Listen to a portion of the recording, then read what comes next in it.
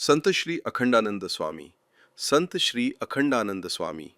ईश्वरी कृपा म्हणजे या झोपेतच त्यांना श्री वासुदेवानंद सरस्वती थोरले स्वामी महाराजांचे दर्शन झाले. त्यांना गुरुपदेश मिळाला.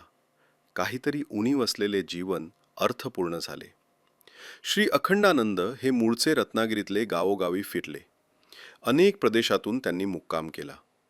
परंतु त्यांचे मन कुठेच रमत नव्हते. खरं तर मनातून त्यांना परमेश्वराचीच ओढ लागली होती, पण याची त्यांना जाणीव नव्हती.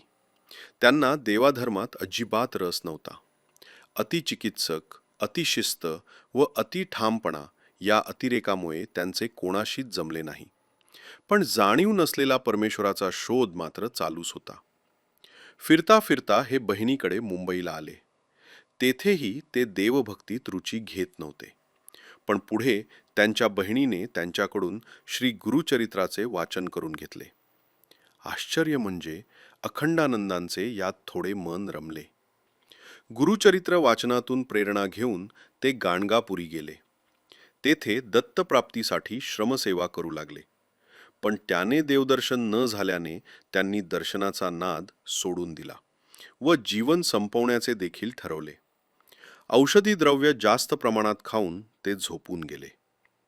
ईश्वरी कृपा म्हणजे या झोपेतच त्यांना श्री वासुदेवानंद सरस्वती थोरले स्वामी महाराजांचे दर्शन झाले.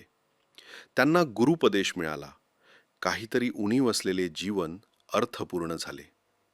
त्यानंतर त्यांनी हिंदू धर्माचा प्रसार केला. धार्मिक विधी, तीर्थयात्रा केल्या. गुरुचरित्राची पारायणे केली. परभणी येथे सामुदायिक गुरुचरित्राचे पारायणे केली. परभणीहून जवळ असलेल्या कारेगाव येथे दत्त मंदिराची स्थापना केली. दत्त सेवा मंडळ स्थापन केले. अनेकांची संकट व दुःख यापासून मुक्तता केली. 1987 दरम्यान कारेगाव येथे समाधिस्थ झाले.